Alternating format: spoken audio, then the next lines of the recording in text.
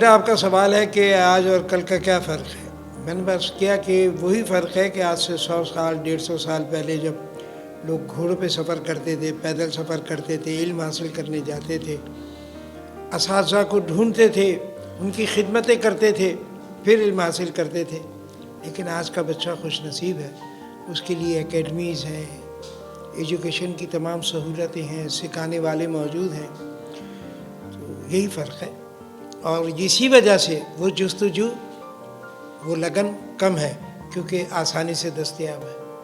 بات یہ ہے کہ میرا اپنا مقولہ ہے، یہ آپ کو شاید کسی کتاب میں نہیں ملے گا، کہ فنون لطیفہ کے تمام ڈپارٹمنٹ نوجوانوں کے حصے میں آتی ہیں، نوجوان نسل کے حصے میں آتی ہیں. مثلاً ہماری نوجوانی میں مہندی حسن تھے، سلو گاتے تھے، میڈم نور جہاں تھے سلو گاتی تھی، وہی ہمیں پاپولر تھے. ریڈیو پہ ہم سنتے تھے، اور پھر اس ریڈیو پہ سننے سے ہمارا ویژن مضبوط ہوتا تھا، کیونکہ ہم اس گانے کو ویژولائز کر رہے ہوتے تھے کہ یار یہ ایسے ہو رہا ہوگا، ہیرو ایسا ہوگا، ہیروئن ایسی ہوگی، یہ لوکیشن ہوگی، ہم سب ویژولائز کر رہے ہوتے تھے. اب آپ سب دیکھ رہے ہیں، آپ کو سب دکھائی دے رہا ہے. پھر گلی گلی محلے محلے چینل کھل گیا. اس وقت پاکستان کی 23 کروڑ آبادی میں کم سے کم 13 کروڑ چینل کھل گئے. جس کے پاس موبائل ہے، جس کے پاس کیمرہ ہے، وہ شروع ہے. اور چونکہ صدیوں سے یہاں کے اصول اور ضوابط اور قانون نہیں بن سکا کہ جی فلاں آدمی رائٹر ہوگا اور فلاں آدمی ڈائریکٹر ہوگا اور فلاں آدمی ایکٹر ہوگا، وہ ڈیسائیڈ نہیں ہے. اسی لیے یہ خودرو پودوں کی طرح، جیسے کسی زمین میں کچھ آپ کھیتی باڑی نہ کریں تو وہاں جھاڑ پونچھ اور پتہ نہیں کانٹے وانٹے کیا کیا نکل آتے ہیں. تو اسی طرح یہ لوگ نکل کے آ رہے ہیں، اور جب یہ نکل کے آ رہے ہیں انٹرینڈ ہیں، تو یہ اپنی شہرت کے لیے کچھ بھی کر سکتے ہیں. تو وہ کر رہے ہیں، وہ معصوم ہے، کیونکہ انہیں کسی نے بتایا نہیں، نہ انہوں نے سیکھنے کی کوشش کی کہ اصل میں پاکستان کی بنیاد جو ہے نظریاتی طور پہ اسلام پہ ہے، اور اسلام میں شوبز کی کوئی گنجائش ہے نہیں. اس کے برعکس ہمارے پڑوسی ملک بھارت میں ان کا دھرم ہے، ان کی ایک دیوی ہے سرسوتی دیوی، جس کی وہ پوجا کرتے ہیں، اسی کو وہ آرٹ کہتے ہیں. اس میں گانا ہے، شاعری ہے، ایکٹنگ ہے، سب کچھ.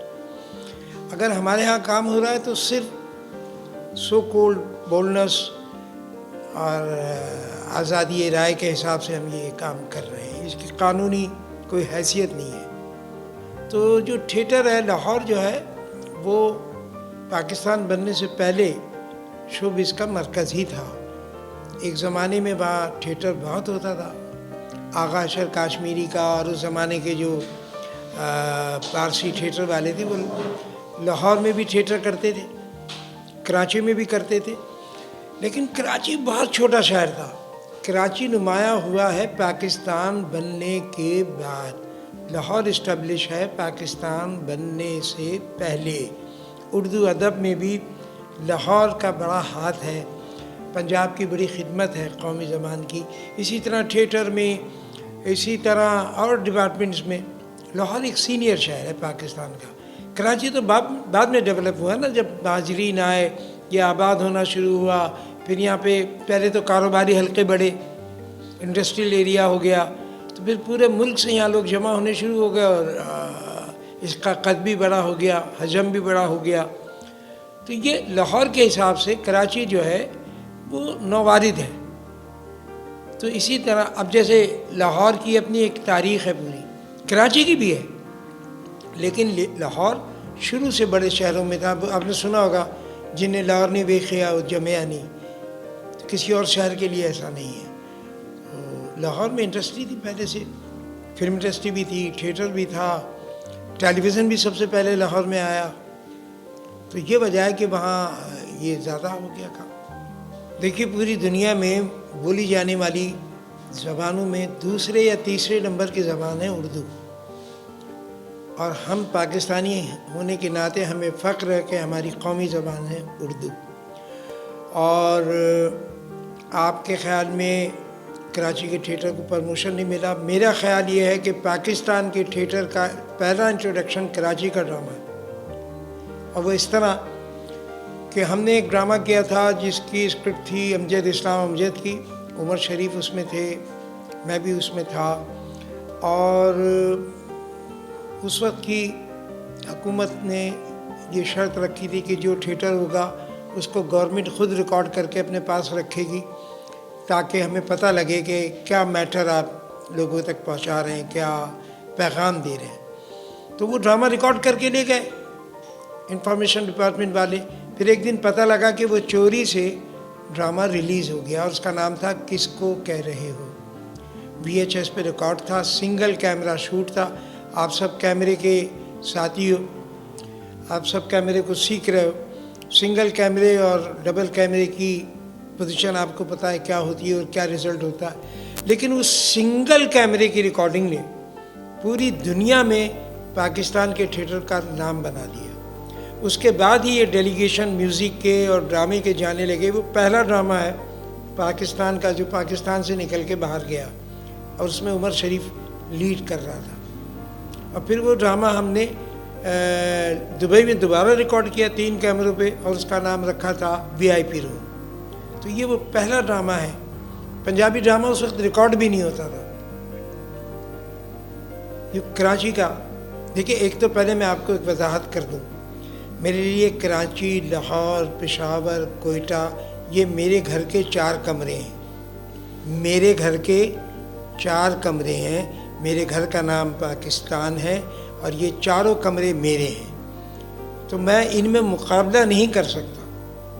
میرے نزدیک یہ 4 ہیں، بالکل ایسے ہیں جیسے میری 2 آنکھیں۔ آپ مجھ سے کہیں جی رائٹ پھوڑ دو تو نہیں پھوڑ سکتا، لیفٹ پھوڑ دو تو لیفٹ نہیں پھوڑ سکتا۔ اس طرح یہ سب میں ہوں۔ میں اپنے لیے کیسے کہہ سکتا ہوں کہ میرا رائٹ ہینڈ پاورفل ہے، لیفٹ کچھ بھی نہیں ہے؟ یہ نہیں ہے، یہ اپروچ ہی غلط ہے۔ بات صرف اتنی ہے، یاد رکھیے گا، جو محنت کرے گا وہ محمد علی قلعہ بن جائے گا، جو محنت کرے گا وہ قائد اعظم بن جائے گا، جو محنت کرے گا وہی آگے آئے گا۔ عمر شریف نے کیا کیا ہے؟ محنت کی ہے۔ امان اللہ نے کیا کیا ہے؟ محنت کی ہے۔ لیکن یہ آج سنگ میل ہیں تھیٹر کے، آج یہ سنگ میل ہیں تھیٹر کے۔ پورا پنجاب اگر فالوور ہے تو امان اللہ کا، جو ایکٹر آتا ہے وہ فالو کرتا ہے، وہ سنگ میل ہیں۔ آج آپ کو ایک بات بتائیں، فیشن میں اور کپڑے میں فرق کیا ہے؟ یہ میرے سینئر ڈار صاحب، خالد عباس ڈار صاحب، آپ سب جانتے ہوں گے۔ تو ایک دن میں ان کے ساتھ ایک ڈرامے میں کام کر رہا تھا، تو انہوں نے مجھے کہا کہ ندر حسین، فیشن نہ بننا، کپڑا بننا۔ میں نے پوچھا سر یہ کیا فرق ہے اس میں؟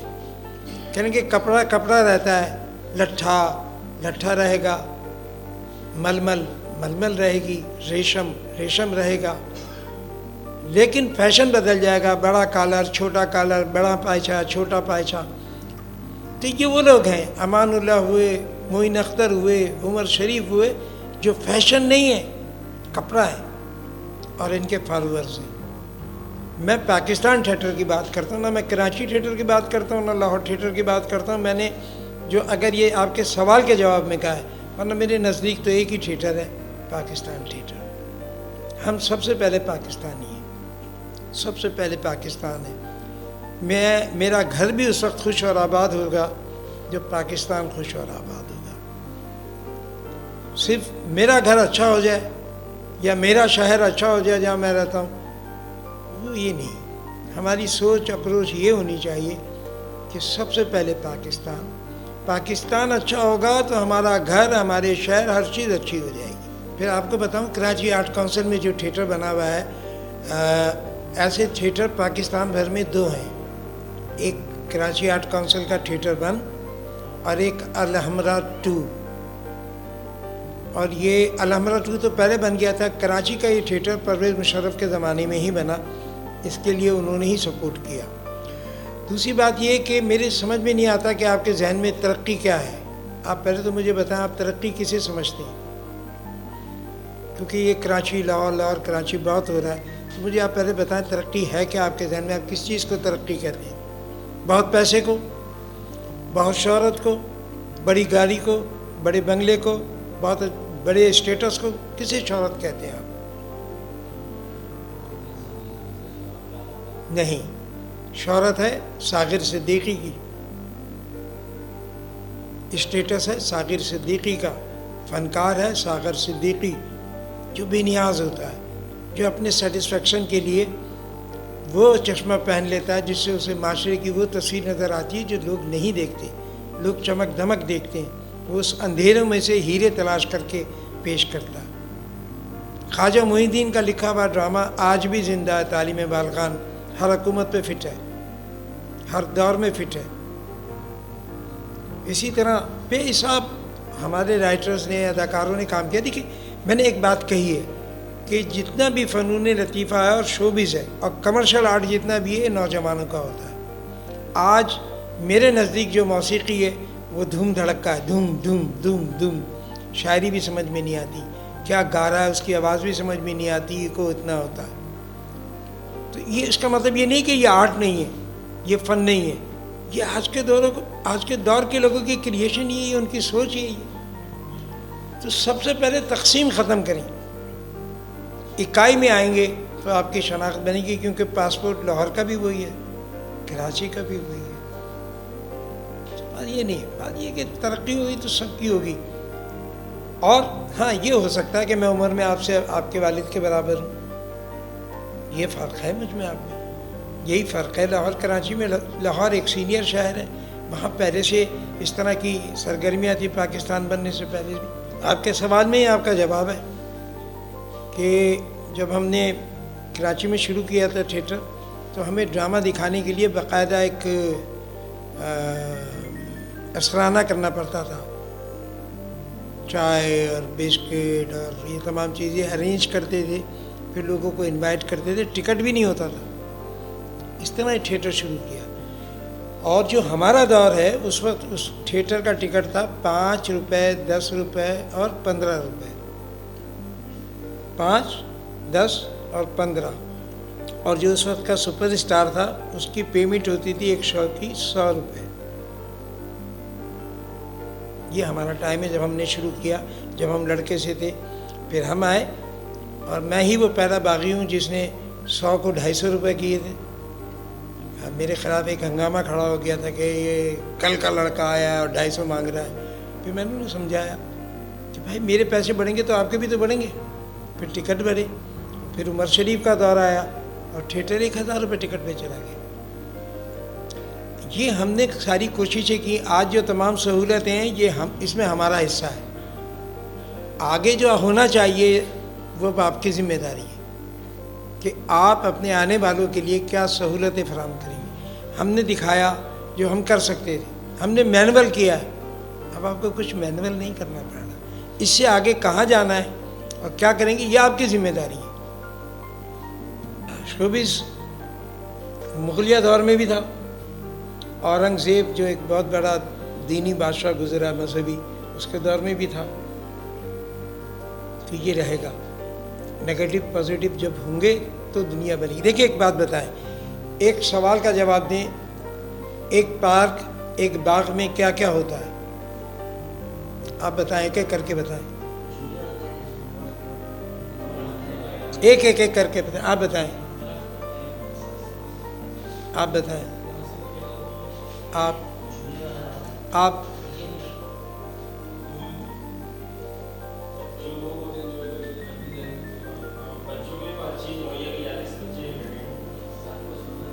اچھا، ایک رنگ کا پھول سے باغ بن سکتا ہے؟ تو یہ سارے رنگ جمع ہوتے ہیں تو سماج بنتا ہے، تو معاشرہ بنتا ہے، تو شوبز بنتا ہے، تو آرٹ بنتا ہے، تو فن بنتا ہے۔ آپ ایک رنگ سے باغ نہیں بنا سکتے، پارک نہیں بن سکتا۔ تو اسی طرح یہ ساری چیزیں ہوتی ہیں۔ اور آپ کے سوال کے جواب میں جو سب سے اہم بات یہ ہے کہ میں سب سے پہلے مسلمان ہوں، اس کے بعد پاکستانی ہوں۔ مجھے اپنے دین اور اپنے شریعت کے حساب سے وہ مذاق کرنی ہے، مطلب ہم اس کی پابندی میں رہیں گے کہ ہم فحاشی کے باعث نہ بنیں، ہم نگیٹیوٹی نہ پھیلائیں، ہم اتحاد کی بات کریں، ہم محبت کی بات کریں، ہم علم حاصل کرنے کی بات کریں۔ نبی پاک صلی اللہ علیہ وسلم کی سنت ہے۔ میں نے ایک ڈرامہ کیا تھا کامیڈی فلائٹ، ویڈیو پہ ہے وہ کامیڈی فلائٹ، یہ حسن اسکائر پہ جہاز کھڑا ہے، وہاں 8 راتیں شوٹنگ کی تھی، اس میں اس وقت کے بڑے بڑے اسٹار تھے، اور اس کا پیغام کیا تھا؟ قرآن شریف کی وہ آیت مبارکہ جس کا مفہوم ہے کہ اللہ کی رسی کو مضبوطی سے تھام کے رکھو، متفرق نہ ہو جانا. کامیڈی فلائٹ تھی وہ، لیکن پیغام یہ تھا. آرٹ اور فن جو پازیٹیولی ہوگا، دیکھیے انقلاب فرانس کہاں سے آیا تھا؟ تھیٹر سے آیا تھا. تو آپ کے کام کی پازیٹیوٹی جو ہے وہ معاشرے میں پازیٹیوٹی کریٹ کرے گی، آپ کی نگیٹیوٹی میں، کیونکہ لوگ آپ کو فالو کر رہے ہیں. تو شوبز ایک پاورفل میڈیا ہے جو ایجوکیٹ کرتا ہے سوسائٹی کو، جو متحد کرتا ہے سوسائٹی کو. تو ایک پاکستانی سوسائٹی کو ایجوکیٹ کرنے کے لیے ہمارے جو شوبز ہونا چاہیے، وہاں سے نگیٹیوٹی نہیں آنی چاہیے، وہاں سے تقسیم کی بات نہیں ہونی چاہیے، وہاں سے اتحاد کی بات ہونی چاہیے. وہاں سے دیکھیے ہم مسلمان ہیں نا، تو ہمارے کام میں فرق ہونا چاہیے. میں آپ کو عجیب و غریب بات بتا رہا ہوں بیٹا، کہ جو حسن پردے میں ہے وہ ریاں ہو کے نہیں ہے، اس کی کوئی ویلیو، کوئی قدر نہیں ہے. اچھا، یہ نگیٹیوٹی جو ہے، چونکہ ہم مغرب کو فالو کر رہے ہیں، ہم اپنی اقدار کو نہیں دیکھ رہے، ہم اپنے بزرگوں کو نہیں دیکھ رہے.